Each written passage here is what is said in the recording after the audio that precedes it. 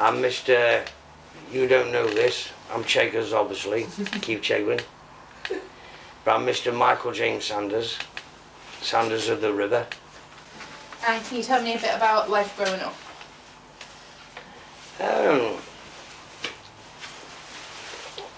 At 12 years old, my dad died. I went into the old school boys loans. In and out of the institutions. My head went, and then I came out of Borstal, and I went to the young offenders like Glen Parva, and that's the place where you used to go before you turned 21 and go to Leicester, big man's jail. But anyway, I was in and out of prison all my life. But what did you first go to prison for? Driving offences. Yeah. And I went to an open prison, Morton Hall. Morton Hall now is a fucking nonsense jail. Is it? Yeah. But back in my day, Morton Hall, I got on the phone to my brother, you know what I mean, bro? And I'm like, listen, you get your house down here. I walked down this fucking gravel path. You're picking me up, I'm going home. Because it was open prison. You could walk out. Nothing to stop you.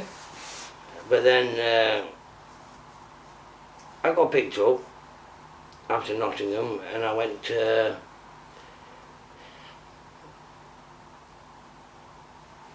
Home House Prison, Stockton-on-Tees, and it was like, well, I'm Manland.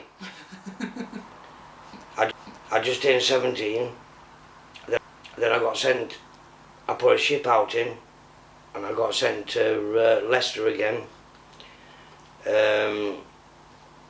Ramsey prison, and then when I turned 21, I went straight into big man's jail.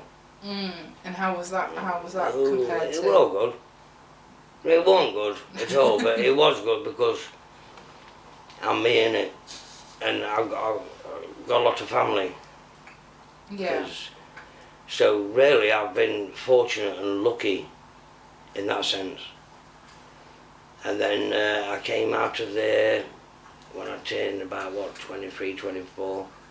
I'd already got my own 5-piece band together. It was a country and western band at the time.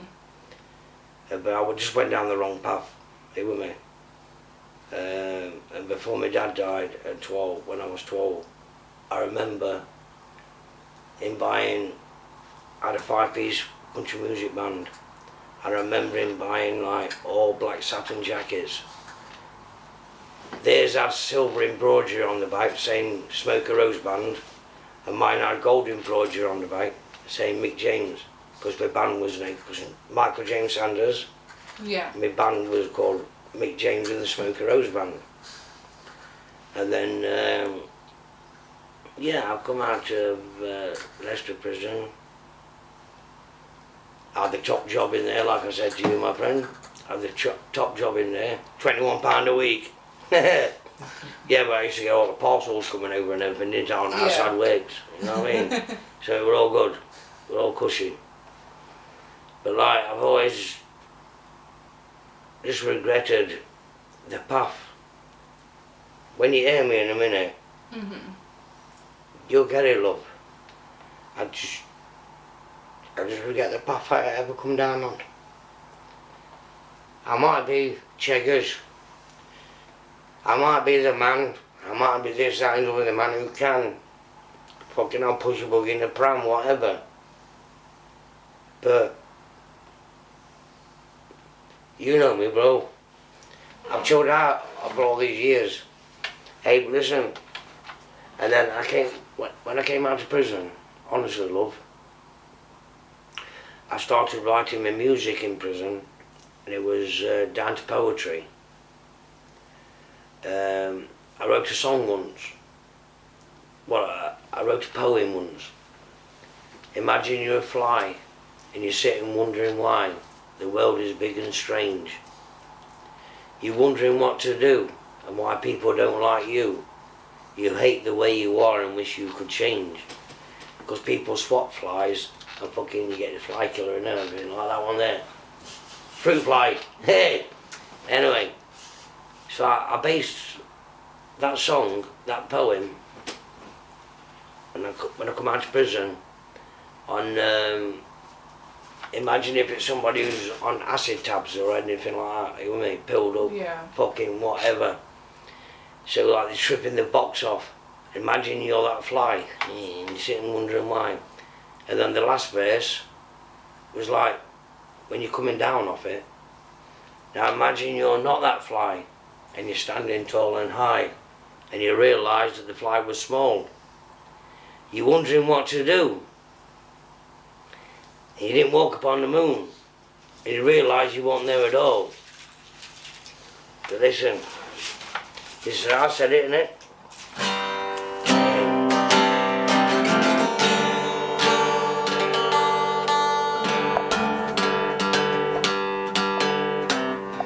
Here we go, girl.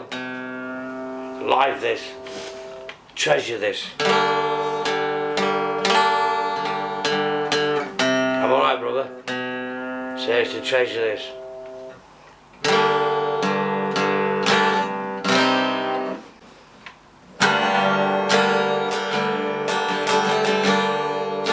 And you know, if I wrote this song back in the day when Gary Newman was alive and things like that, yeah? Ground Control to Major Tom and things like that, this would have been a hit. Imagine you're a fly, you're sitting wondering why.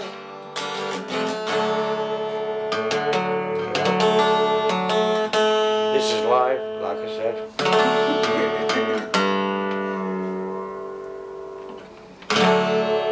The world is big and strange. You're wondering what to do and why people don't like you.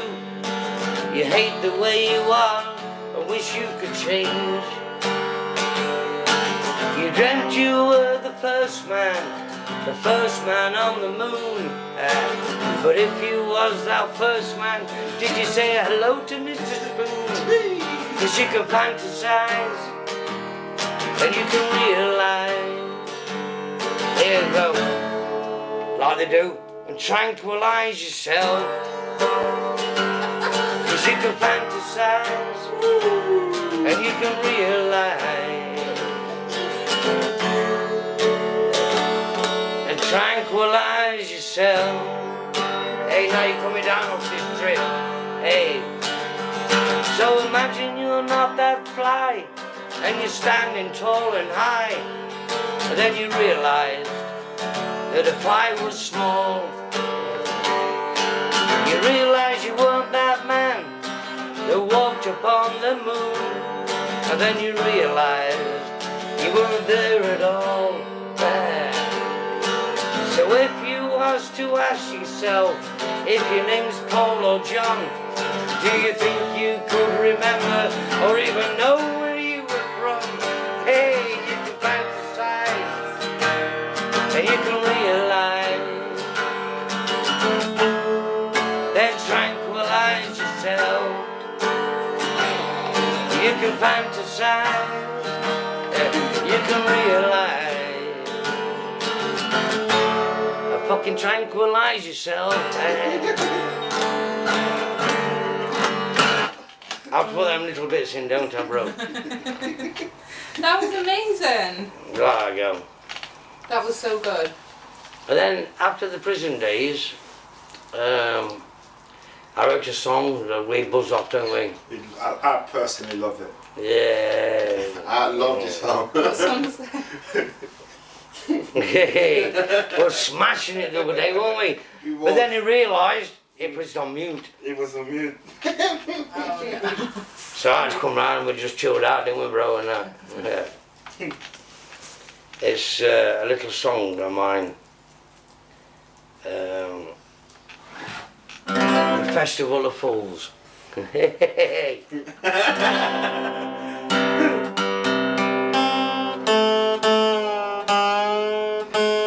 Yeah, this man come up to me yesterday morning down at Aldi and he's giving me a new set of guitar strings. Yeah. Anyway, the Festival of Fools.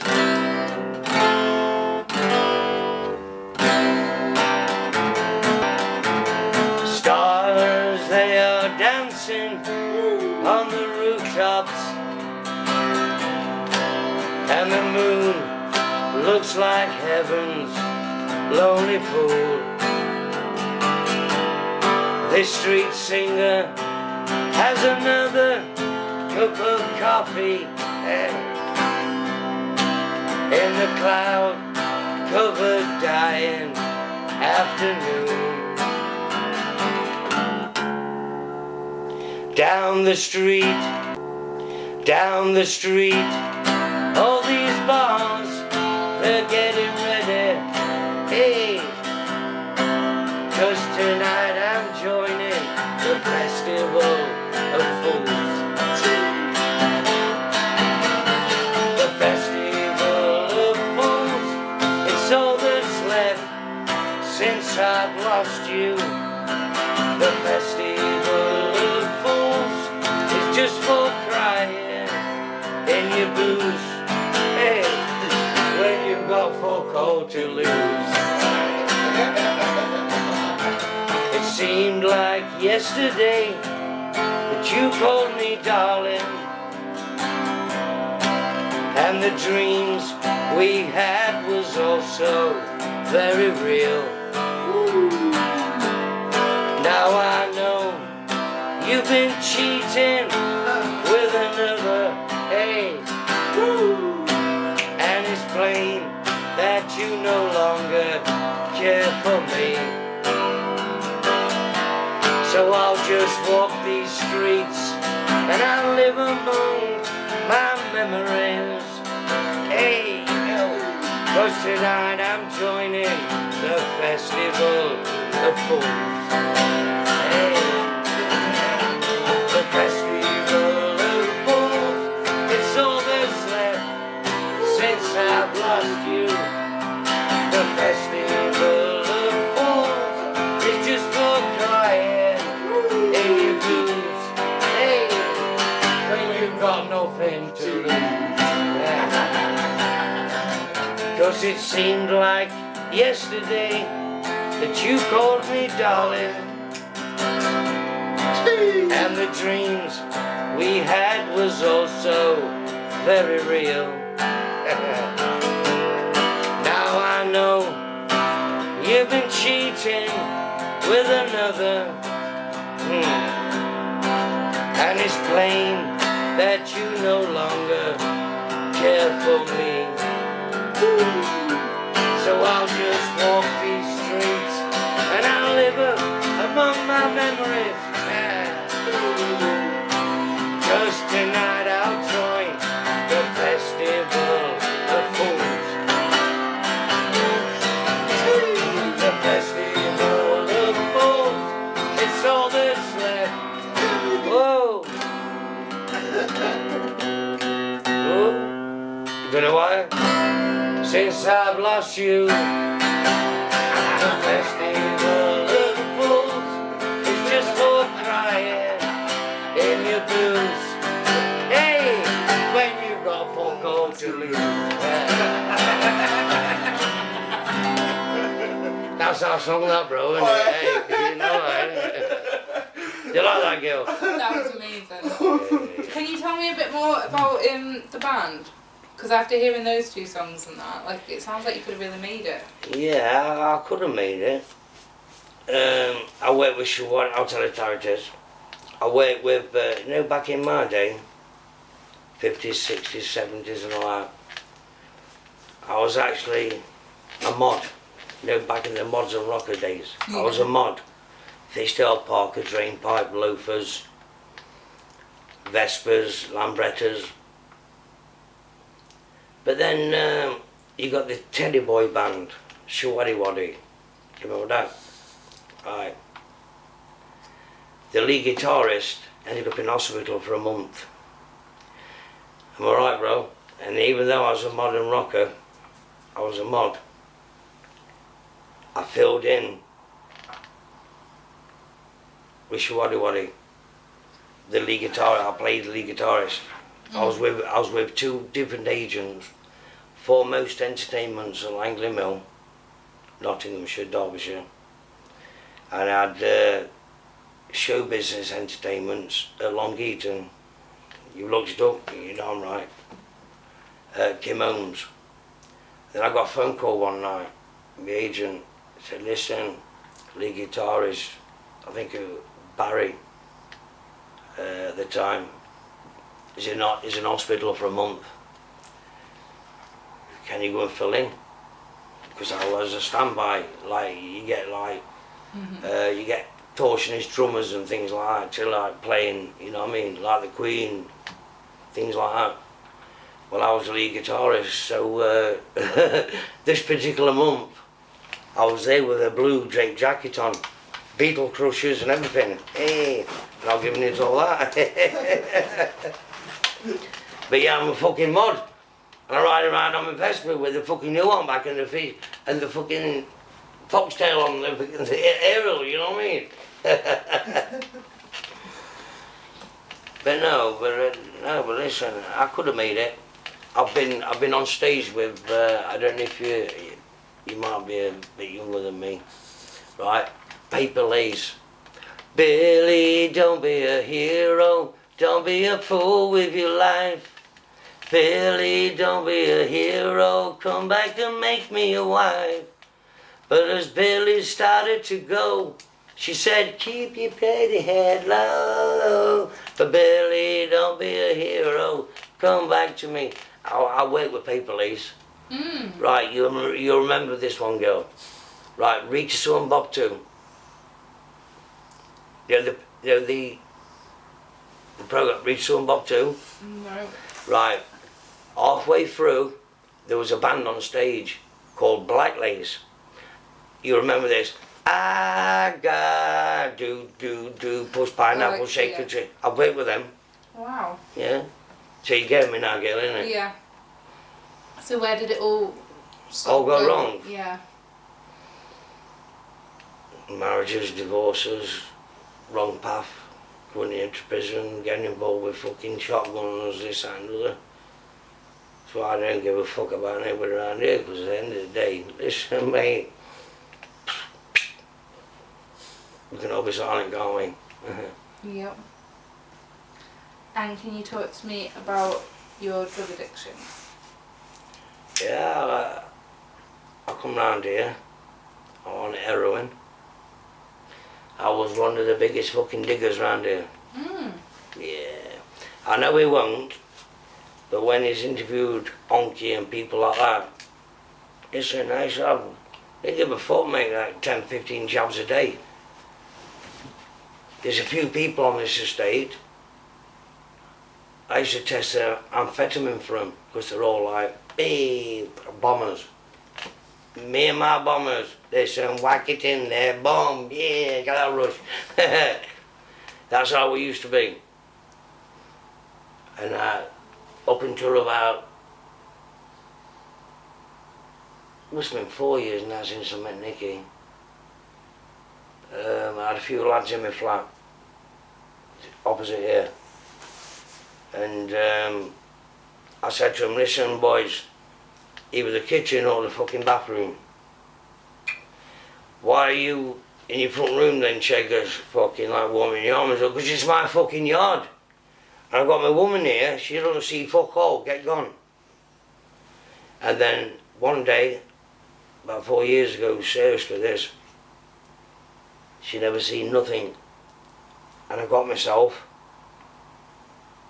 I'll be straight with the blood coming to the pin. I pulled it out and I went, listen, watch this girl. First time she ever seen it. And I squirted fucking 3-in-1 down the sink.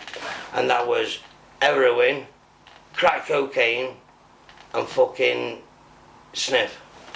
You know what I mean? Because I used to wash it all up myself anyway. Yeah. To have the fucking decent crack. Old school anyway. So even from me, the 2 agents who I mentioned to you, that I worked with back in the day, I had an equity card, which means you could have television work, yeah, you know, as an extra, things like that. Yeah. And then there was an opportunity come up, and I went, it was actually I went to Tansley Tramway Museum, which is in Derbyshire. If you rewind and look it up, you know I'm right anyway. And the television programme was called Peak Practice. And I went on the Wednesday morning, 6:30, I got to Tansley Tramway Museum. And they paid all the mums and dads who had kids in the Tansley nursery to rush him back behind me into the practice, because the episode was like meningitis in the village. So it's all I was. I pulls up in the van, look it up. She can't stand it, and I said, listen, at some point, missus, you'll see me. Are you with me? To Nicky. Anyway, I pulls up in the van, and I rush to the back doors, and I open the back doors, and there's 3 cardboard boxes. They've got the syringe logo on. Are you with me? Obviously the empty boxes. So as I'm rushing into the practice, I've got all the mums and dads who's got children from Tansley Nursery running in behind me into the practice. Anyway, that was about 15-minute take the Wednesday morning. Then I went the Thursday morning for another 15-minute take, and they paid all the mums and dads who had children in Tansley Nursery £80 a head, yeah?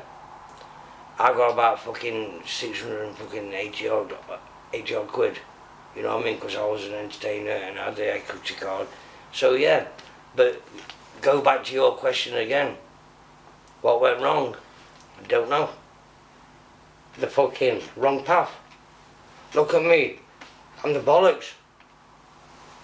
I've done it, I've been there, brought the t-shirt, you know me, bro. And it upsets me now. Because, can I have what I say, please? Yeah. Thank you, love. Because I have been there. I've worked at Flamingo Land. I've had all expenses paid for. I've worked in Los Cristianos, Tenerife. I've done Butlins, fucking home and young kids. But I know I've done it all, but answer your question, love, I don't know where it went. I know where it went wrong. Going off that wrong path. Going back to my old roots, in and out of prison. You know what I mean? When I've got talent, as good as I've got. Do you know last Christmas? I told you this, my friend, didn't I? 2 years ago, I was tapping down at Aldi, you know, like beggars do. Mm-hmm. And I had a big pot on my leg.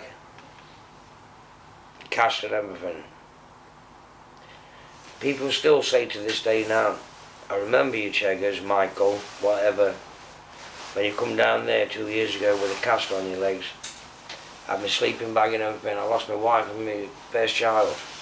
This is when I met Nicky afterwards, didn't I? And you know Mick's wife? After 6 months of being here, I don't think I told you this.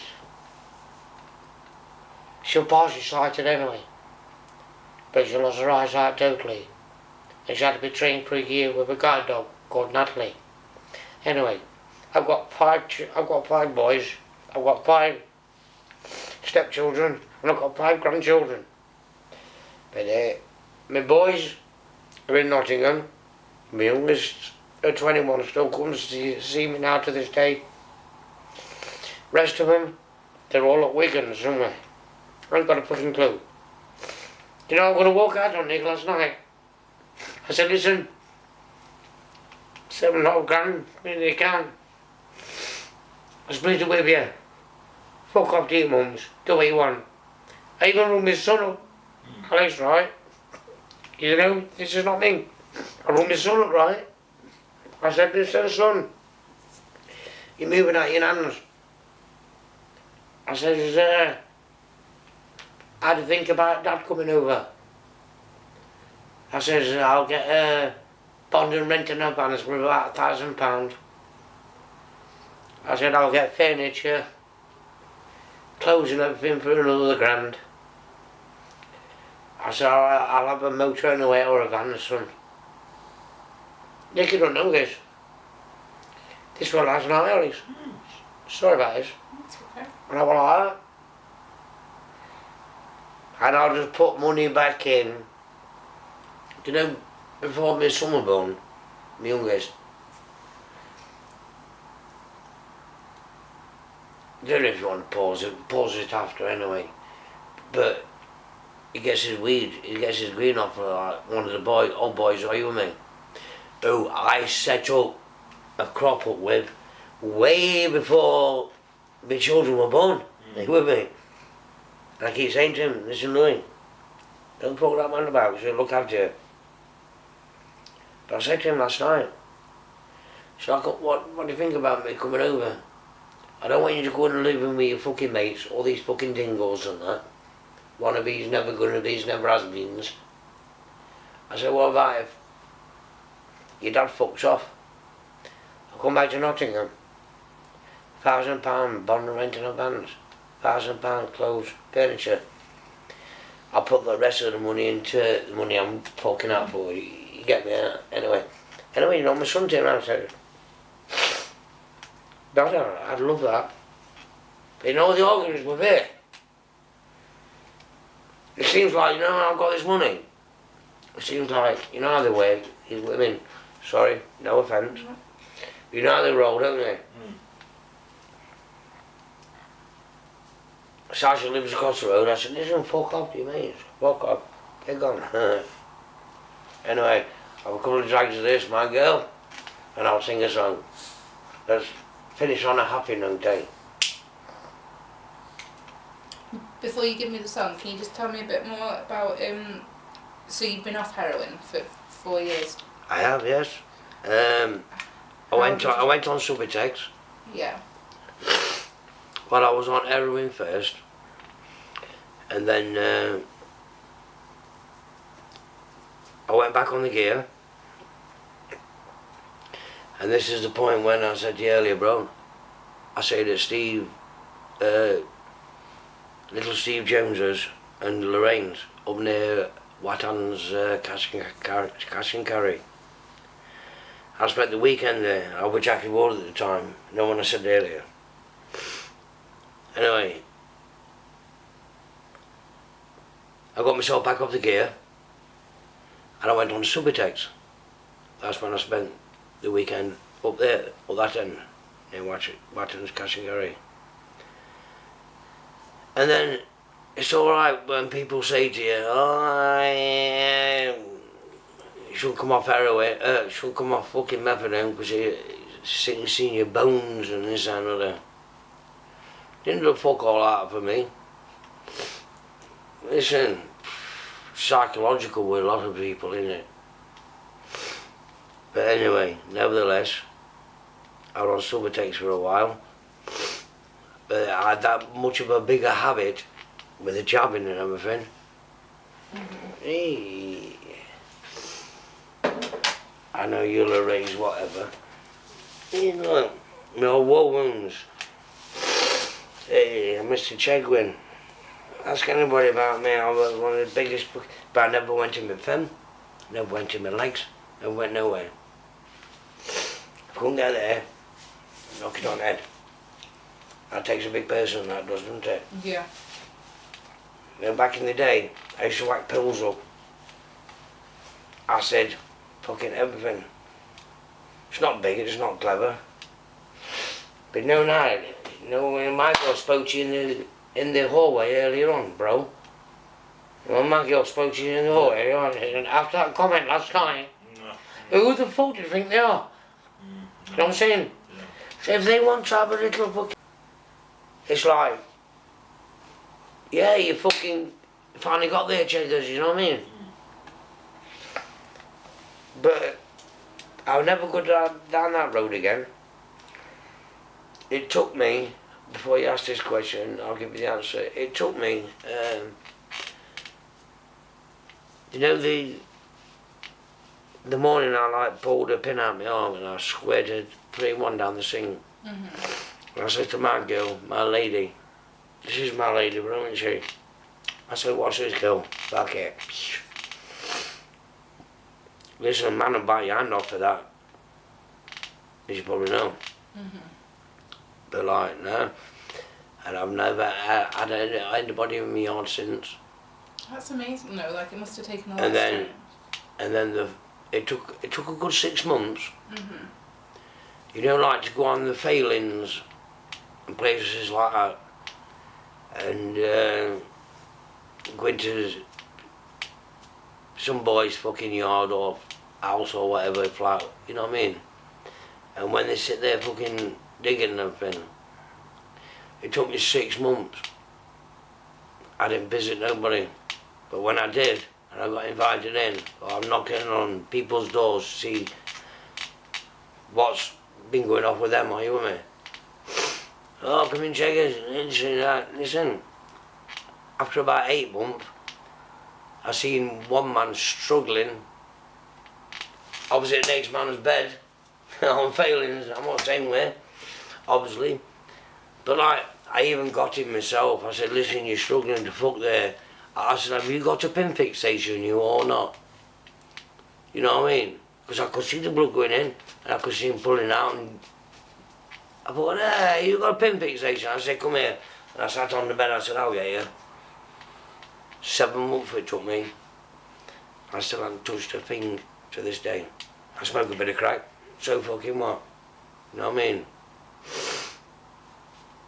End of, innit? And I just stick to my busking, and on that note, well, we'll round off with another song. Is that alright, man? One last thing. Have you got any advice for anyone that's sort of thinking of taking drugs or just starting out taking drugs? Listen, yeah, I've got more than plenty of advice, me. But do people listen? I think even if just one person I say, listens. listen, look, I mean, I've been in and out of fucking rehabs for alcohol, drugs, everything. What I would say to people is, listen, I've been there and brought the fucking t-shirt. You listen to me, good boy, and not go down the same road as I've gone. Or you choose your own destiny in life, innit? You know what I mean? Because like, you can't help somebody that doesn't want to help themselves, you know that? Yeah. And I've gone fucking millions of times. You can put my arms wrapped around my neck and everything.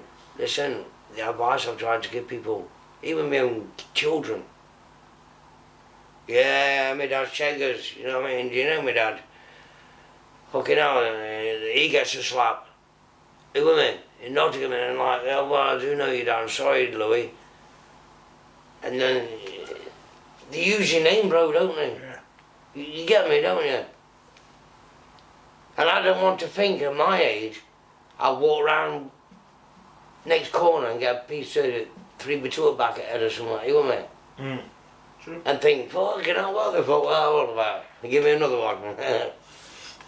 You know what I mean? But yeah, I'd advise everybody, listen, man. You can't advise them. I'm sorry, love, you can't advise them. You just heard it from Moses' mouth. I could educate you. You're a lot younger than me. I could educate you. You don't listen to me. These lot round here, yeah, both estates. Through one ear and out the other, innit? Over the fucking heads. And on that note, hey.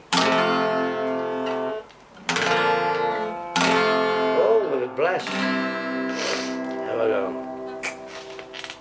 A Christian song this time, yeah? Okay. You're good with that, bro? Well, I'm only human, and I'm just a man.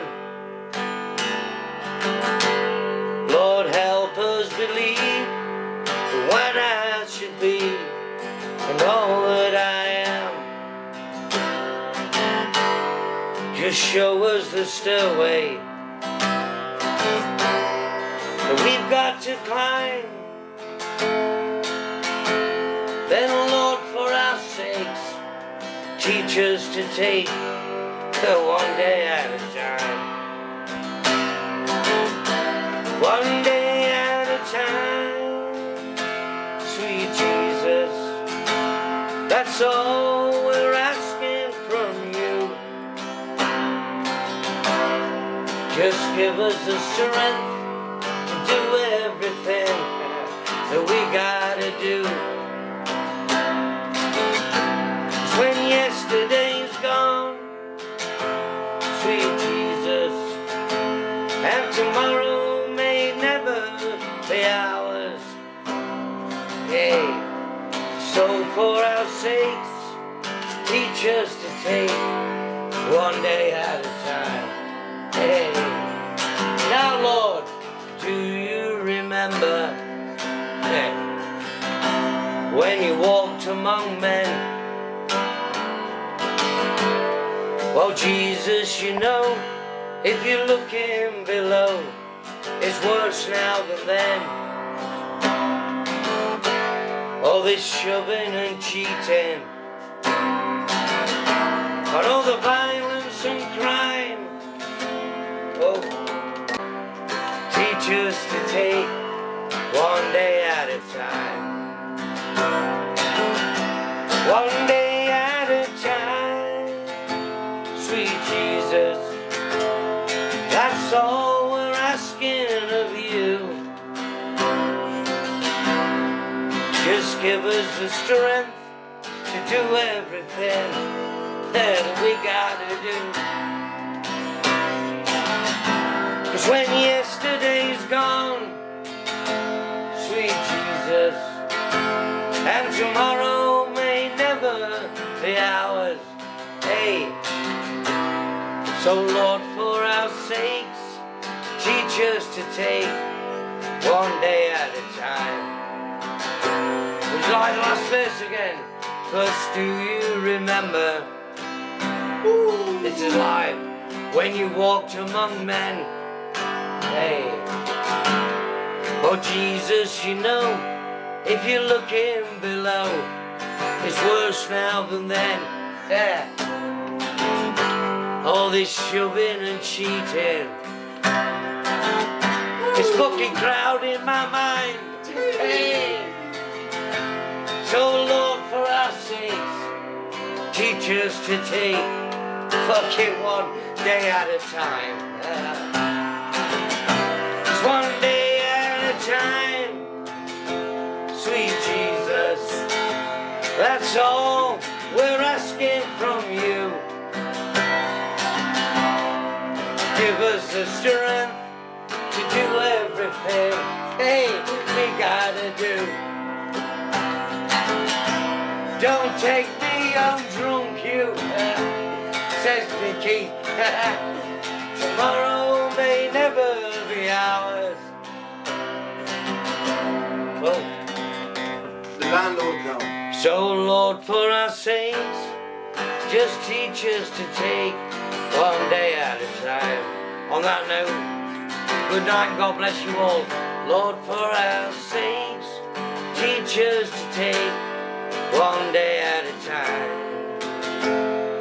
Oh, Lord, for our sakes, teach us to take one day at a time. Good night, God bless you all. No, that's the last one. You know that song? That gospel song? Well, I wrote my own words. It's been a drunk, one day at a time, sweet landlord. That's all we're asking of you. Hey, listen, anyway, I'm only human, I'm just a drunk. I can't even stay sober a day, I'm looking like junk. Anyway, go on then, I'll give you that one. Give me that one. I need to hear this one now. Listen, you better put that out when I finish, my good boy. Well, I'm only human. Hey, checkers, I'm just a drunk. I can't even stay sober a day. I'm looking like junk. Just show me the bar stool that I've got to climb. Then for my sake, just teach me to take one drink at a time. One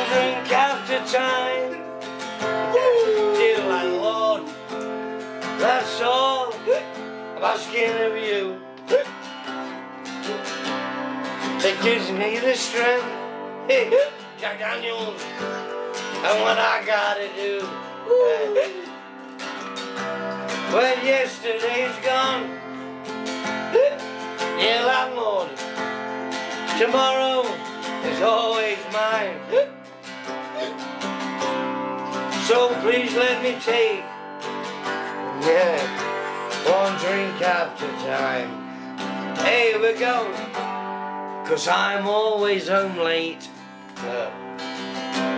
and I don't live that far. It brings me to tears. I'm banned for 10 years and I don't have a car. So show me that bar stool that I've got to climb. Then for my sake, just let me take one drink after time. So fuck you. One drink after time. Dear landlord, that's all I'm asking of you. It's through down there, look. So I told you it's live, didn't I? It gives me the strength to do everything that I gotta do. I didn't do that on purpose, you know. 'Cause when yesterday's gone, dear landlord, and tomorrow may never be mine. So for our sakes, just let me take one drink after time. And that was my own lyrics though. Aye, that's Hey. man. Nah, me back you, One Foot Road. This is Christmas. Listen to Okay, this. last one, Christmas.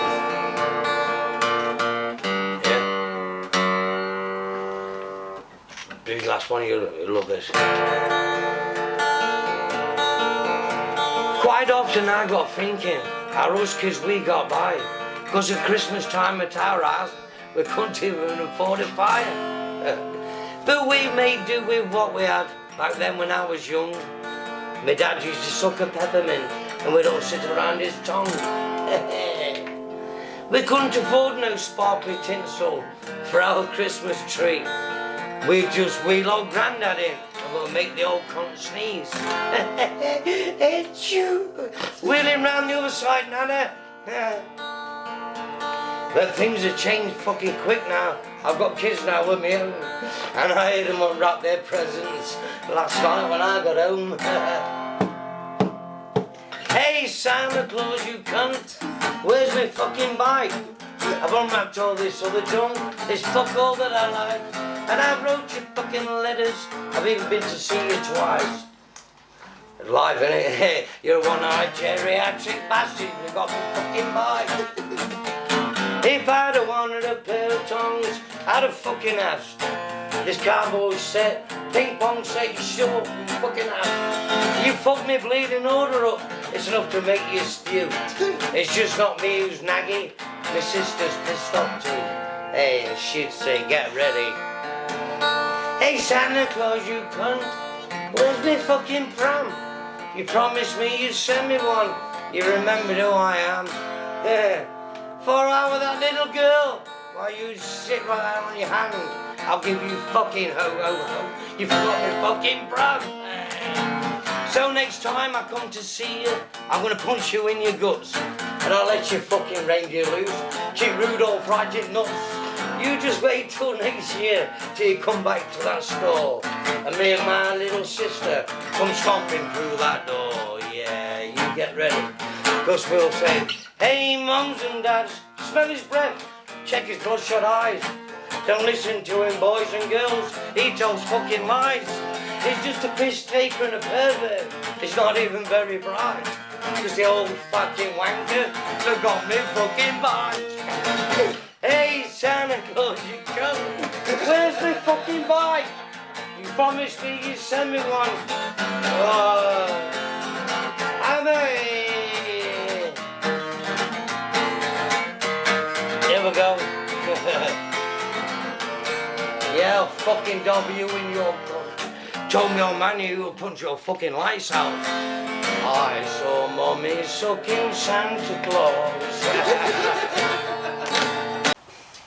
Thank you very much for watching Chegger's story. We're now going to talk a little bit about it. Please do not forget to subscribe if you have enjoyed it. Thank you. I think the thing that like struck me most from talking to him and stuff was just how sad is the right word. I was thinking like sad, because I know some people don't like it when you feel sympathy, like I don't feel sorry for him. Yeah. I don't want it. I kind of feel sorry for him because. But like and again, I don't want to say waste of his life because. Waste of talent. Yes, waste of talent. Because I don't want to say waste of his life because He's still alive. He's It's still not alive. too. It's not too late. But yeah, waste of talent. that talent that he's got, and that he so obviously loves and enjoys doing. He loves music. And he's really good at it. He's so good. He used to have his own band. I know. And just think like where that could have led to. Like all the ones that he was talking about, admittedly, I have not heard of, but I think there was a bit of a generation gap. Like. Yeah, but if you Google it. Yeah, it sounds like they were pretty well known. Yeah. And to me, that's just like, I think it pretty much sums up. It sums up addiction, doesn't it? Like how much it robs you of. Yeah, addiction played a big part of But it plays the whole part of it. Yeah. You can safely say that if it hadn't been for the drugs, his life he would be in a whole different place right now. And you don't know, like. We can't say that. No, you can. His life, like, what I was going to say is you can't say. You don't know if the music career would have taken off or whatever. But I think it is safe to say that without drugs, he would have been in a totally different place. Yeah. But think of how much it could have progressed. Yeah, that's what I'm saying. But we need to acknowledge as well, like, he lost both parents at a young age. That's big for a young guy. Trauma literally, like, rewires your brain. Your brain literally, like, I've been reading my book again. Like, your brain literally, it doesn't think the same. It doesn't. It doesn't. No. And there's a really interesting bit in it where, like, if you're recalling happy memories, like, I don't know how they used like rape as an example. Like, happy memories, you just recall the happy memories. Yeah. Whereas like when it's like a trauma case, like it's all disorganized in your head. Like you remember bits here, bits there, and it's weird how like certain things can just trigger you, like someone having a beard or the way someone says something, and like it literally brings back the feelings of that night. Like trauma literally rewires your brain. It does. And personally, I think him losing both parents at a young age. It's traumatic. That traumatized him. And I don't think he had the guidance as well. For what, 4 years? 4 years. 4 years. He'd been off of the heroin. That's big. That's big. That's big. But do you think if someone come off the heroin and he's still taking crack cocaine, can you not give up both of them at the same time? Because most people that have addiction, they always stop addiction and replace it with another addiction. I was just going to say that. Like even people that like give up smoking tend to gain weight because they replace it with food, don't they? Yeah. Like, you're giving up your coping mechanism, aren't you? So what do you do without your coping mechanism? That's when you have to do the really hard stuff and literally go back to basics and work out why you do what you do and what you're running from and what's hurting you, and like where you actually have to heal. And many people don't want. Do you think everyone that take drugs, they got problem? Like I mean, like, I totally disagree with that. No, I wasn't saying. I didn't say that. I wasn't saying that. That's an interesting. I will have to talk about that. Go on. But no, but what I was saying. Yeah. Is to like totally give up and not like switch to another thing. Yeah. Like that's when you have to do all the healing work. But that is like, do I think that everyone that takes drugs has got a problem? No, I doubt it. Well, I'm thinking what I think. Alright. Oh, you're allowed to think. I'm not stopping you. Yeah. This, like I say to you, and I'm going to repeat again, I totally disagree. Why? Because some people take drugs. Mm-hmm. Let me give you an example. People go out for a night out. They'll take coke because they're happy. You know, they're taking coke because they're happy, they're having a good time. They're not taking coke because they're depressed at home. They're taking coke because they're having a good time and they want that good time to last. Do you know what I mean? Or you just don't want to accept it. No, because plenty of people go out for a night out and enjoy it without coke. So the fact that you have to add coke into the night out. Elaborate. That's as far as my thought process has gone. I think everyone that's a drug addict has got problems. Now you change your tune. No. You change your tune. I'm on you. It's difficult because I personally, Yeah. I don't know anyone. What do you mean? As in like, I don't know anyone that takes drugs on just like nights out. I don't know anyone, so I don't feel like I can really say. There's a lot of people. There's Not my friends. not my friend either, but what I'm saying, I know it happens. it's not happen all the time. I used to do securities, right? And the people are happy. They don't want the fun to stop. So what the coke do, last them like be happy, smiling, laughing, you know. To me, that's still not like a healthy relationship with, like, I don't think you can have a healthy relationship with drugs, but I don't think, I was going to say, like, I don't think that's a healthy relationship with drugs, but I was saying, like, I don't think you can have a healthy relationship with any drugs. But That's not how. I'm not saying you're missing the. no, you're I missing, know, I get your point. Like, they're not Not everyone that using it to. Yeah. Not everyone that take drugs. They're using drugs because they had like a bad past. No. No. But would you agree that all drug addicts? No. Still no. Of course no. Yeah, I disagree with you there. Well, you disagree. Elaborate. I disagree with your point. I think if you're a drug addict, Yeah. I think there is something, even if it seems minor to someone else, Yeah. that is affecting you. You never thought Even it's to gonna me, like, if I was to go, like, I've never touched drugs. If I was to need drugs to enjoy a night out, I think personally that would mean something was wrong in my normal life. In my normal everyday life. Do you not? Like, if you're a happy, content person, why would you go out at night and take coke when you drink? You don't do it. I don't do it. Not that I'm saying I'm a happy and content person. But it doesn't mean everyone that does take it is because they're not happy about their life. No, they're taking it because they want to have fun. Can we get back to the point?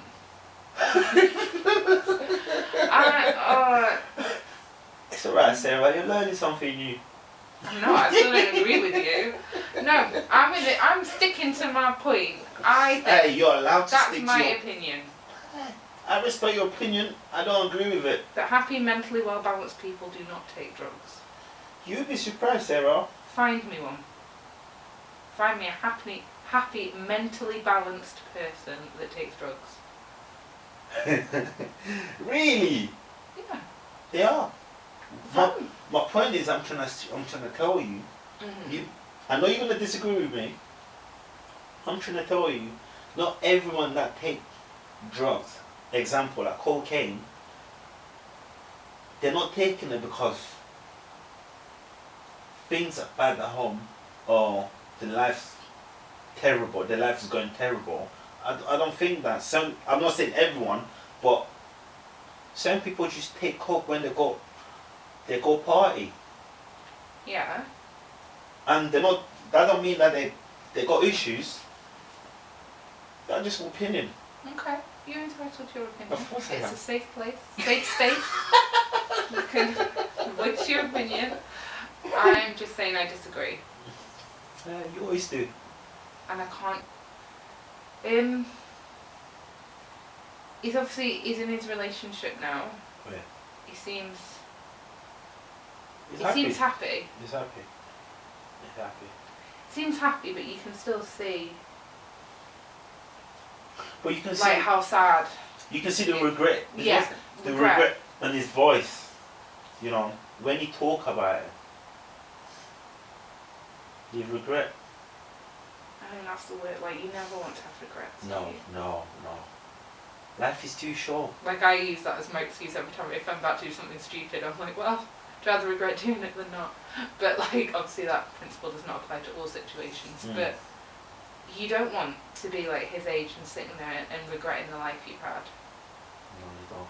I think that's like a key lesson for people watching this to take away. Like, don't. Drugs will never add anything positive to your life. They'll No. only take away.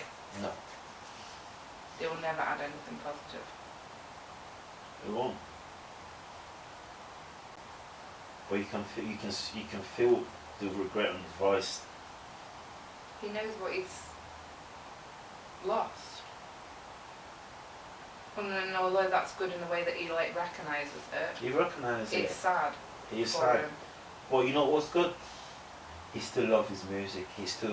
I love his music. He's really good. You know what? Sometimes I just phone him and like, come. No, seriously, I do that. Come. You know, let's play some music. He has got talent. Yeah. I think that's important for people. Like, people, I think, look at drug addicts and just see them as drug addicts. Yeah.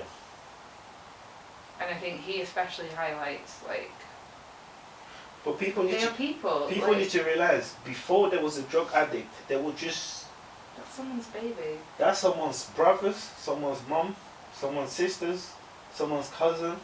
You know, it's fine that when someone who's closest to you don't take drugs, like you, If it's not happening to you, it's not happening to you. It's so shallow. Like people are so shallow. I don't think they're necessarily shallow. They are. I don't know. I think they are. I think people don't realise how grateful they are. How grateful they should be. Mm. If addiction's not affected their lives, I don't think they realise how grateful they should be. Mm. But then again, you have to talk about the family that going through the addiction as well. Because if I got an addiction, it's my whole family suffering.